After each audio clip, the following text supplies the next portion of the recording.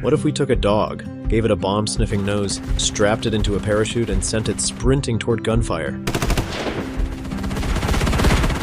That's you, a military working dog, born to be a four-legged soldier.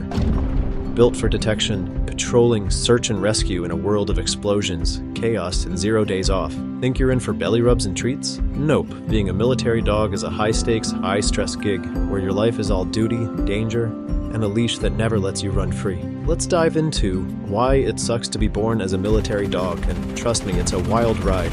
You're born a Belgian Malinois, a fuzzy puppy with big paws and no clue you're destined for war. Did you know the US military trains over 2,700 working dogs at Lackland Air Force Base, but nearly half get cut before they even start? Your litter mates are fighting for a spot and the odds are straight up brutal. You're raised in a kennel that smells like disinfectant and determination, not a cozy home with a backyard. No mom to snuggle.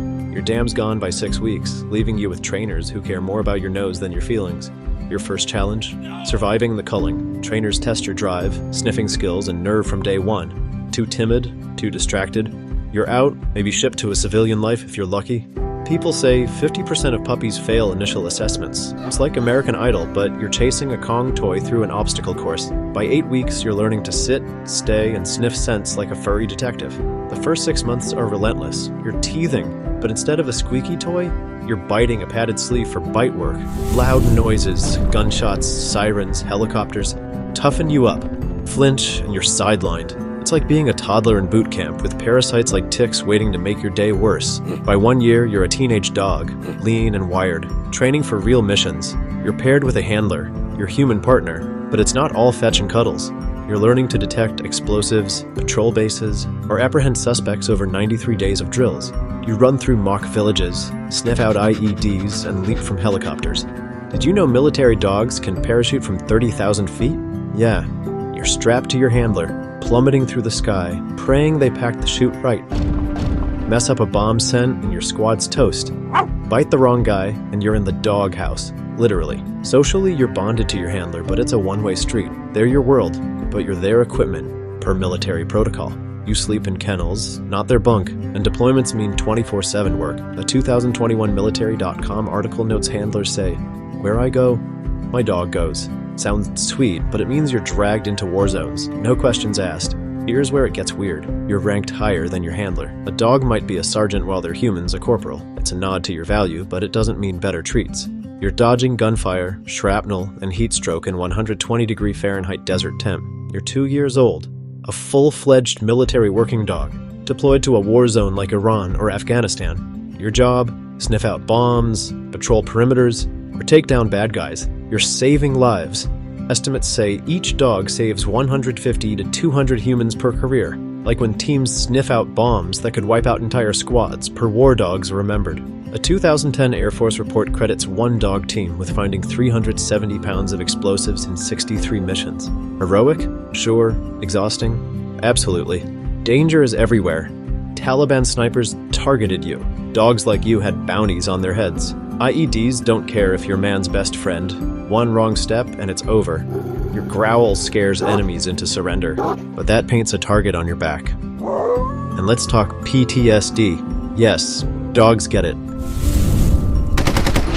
Fireworks, gunfire, or thunder trigger panic attacks, per a 2015 Military Times article noting 26 dogs died in Iraq and Afghanistan since 2003, many from trauma or injuries.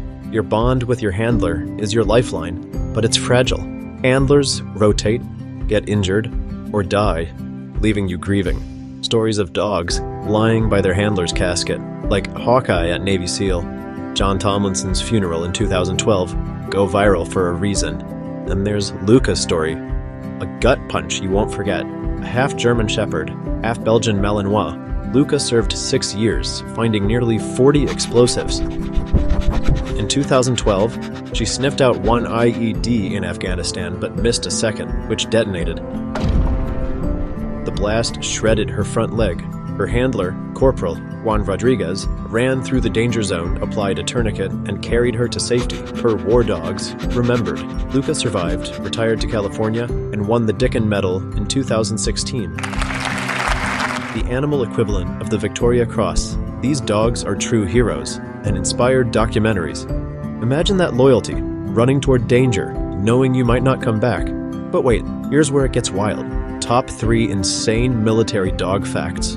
Number 3. Dogs parachute from 30,000 feet, strapped to their handler like a furry backpack. Number 2. They outrank their humans. Yep, your dog's a sergeant and you're just a corporal. Number 1. They can sniff bombs better than machines, saving squads in a single bound. But here's the catch. One mistake and it's game over. Daily life is no picnic. You're flown into combat zones, stuffed in crates, or dropped into jungles. You eat, sleep, and work on command. No rolling in grass, just stressed. Humans love you, but they expect you to run into danger without hesitation. It's like being a superhero, except your cape is a harness and your reward is a pat on the head if you survive. You're 10 years old, ancient and military dog years. Your joints ache from jumping barriers and running patrols. Your nose, once a bomb-sniffing superpower, isn't as sharp.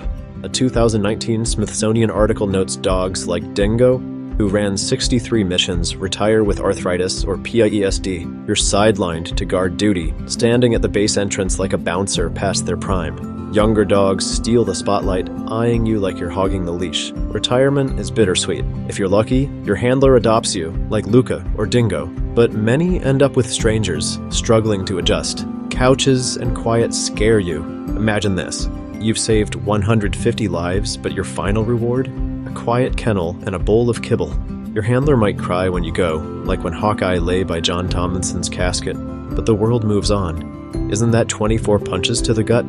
Death comes quietly, often from cancer or organ failure. You're buried with honors. Some get memorials, like Cooper and Weens in Colorado. Your legacy? A few saved lives and a handler who'll never forget you. You're born to serve, trained to perfection, and thrown into war zones where every step could be your last. You're loyal, brave, and indispensable, yet treated like equipment, with a short, stressful life and no say in the matter. But here's the twist. You're a legend. You save squads, scare enemies, and steal hearts. Dogs like Luca prove you're more than a tool. You're a hero with a wagging tail. You're the ultimate wingman, risking everything for your human. So, maybe it's not all bad. You're man's best friend on steroids, and the world's better because of you. Want more stories of nature's warriors? Smash that like button, share Luca's story in the comments, and subscribe for more epic tales. Did you know military dogs can smell bombs from 100 yards away? Bet you didn't. Hit that bell because we've got more mind-blowing stories coming. Who's the real hero, dogs or soldiers? Drop your take below.